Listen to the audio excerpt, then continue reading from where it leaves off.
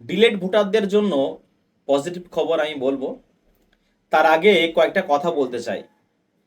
অনেকেই আমাকে বলেছেন বা আমি অনেক জায়গায় দেখেছি যে যে সমস্ত ভোটারদের নাম ডিলিট হয়ে গেছে সেই সমস্ত ভোটারদের কাছ থেকে ডকুমেন্টস নিয়ে নেওয়া হচ্ছে, এটা আমি শুনেছি। কিন্তু আদেও এই সম্পর্কে কোনো নোটিশ কিন্তু আমি পাইনি এই সম্পর্কে। আর যদি আপনারা কোথাও নোটিশ পেয়ে থাকেন, যদি কোনো অর্ডার কপি পেয়ে থাকেন যে তাদের ডকুমেন্টসগুলো নিতে হবে, বাড়ি গিয়ে হোক বা তাকে আহ, কোনো একটা জায়গায় এসে তার ডকুমেন্টসগুলোকে দিতে হবে, এমন কোনো অর্ডার কপি আমি পাইনি। যদি আপনারা পেয়ে থাকেন অবশ্যই আমাকে ইনবক্স করুন ফেসবুকে পেজে আমার।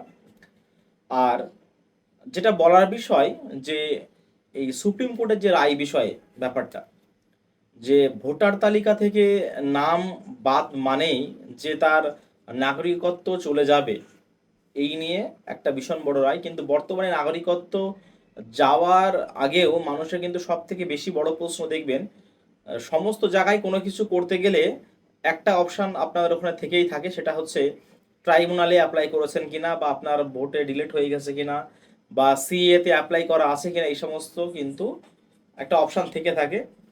বর্তমানে যে আহ, কৃষক বন্ধু যে ফর্মটা এখন অনেকে ফিল আপ করছেন, সেখানে কিন্তু আমি এইগুলো সমস্ত অপশানই দেখেছি আমি।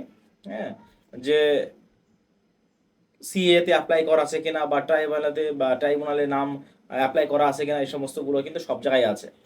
তো এই সমস্ত সবচেয়ে বড় মাথা ব্যথার কারণ কিন্তু এই নিয়ে যে সরকারি সুযোগ সুবিধা থেকে বঞ্চিত হবে, এই নিয়ে কিন্তু একটা রায় দিয়েছে যে এটা কোনো ব্যাপার নয় যে নাম ডিলিট হয়ে গেছে। কিন্তু এখন দেখেন সুপ্রিম কোর্ট থেকে যখন এক রায় এসছিল, হুম, সেই স্যারের সময় কিন্তু অনেক ক্ষেত্রে আমরা দেখেছি যে সেই রায়টা কিন্তু সঙ্গে সঙ্গে কার্যকর হয়নি।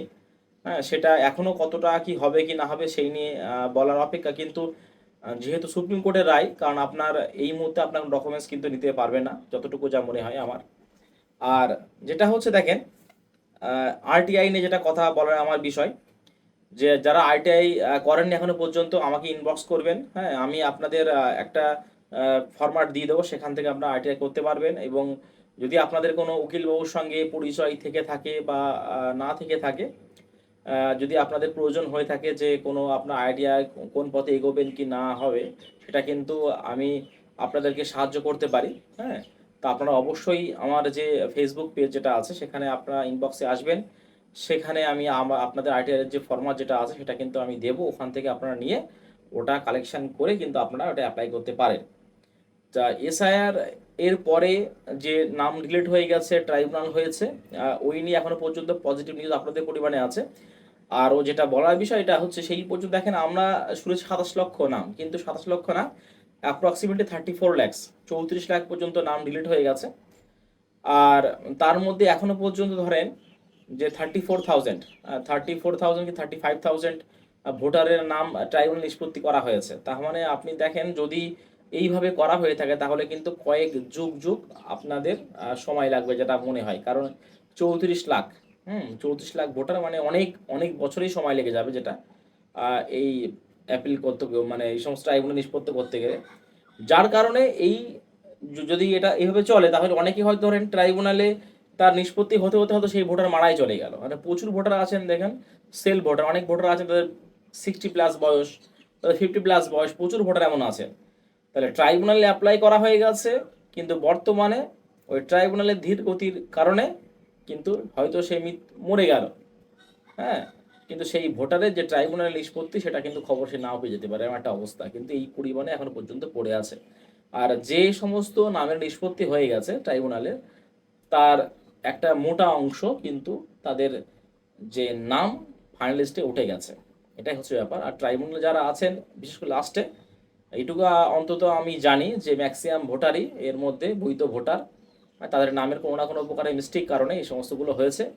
আরও একটা দেখেন, এই নিয়ে আমি আপনাদের একটা কথাবার্তা বলছি, দেখবেন যে আপনি হয়তো জানেন না কি আপনার যে এপিক নাম্বারটা দিয়ে আপনি ইসিআই নেটে সার্চ করে দেখবেন, অনেকেই দেখবেন যে আপনার যে ভোটার কার্ডে এক নাম আছে এবং যে ইসিআই যে ওয়েবসাইট সেগুলো এক নাম আছে। তাহলে এই সমস্তগুলো কার দোষ? যে সমস্তগুলো ট্রাইব্যুনালের সময় আপনারা দেখবেন যে এই সমস্ত কিছু করতে গেলে যে আপনার কাছে এক নাম আছে, আপনার অনলাইনে দেখাচ্ছে আপনারা এই নাম, এই সমস্ত কারণে কিন্তু প্রচুর ভোটার যে সমস্ত আছেন তাদের নাম কিন্তু ডিলিট হয়ে গেছে।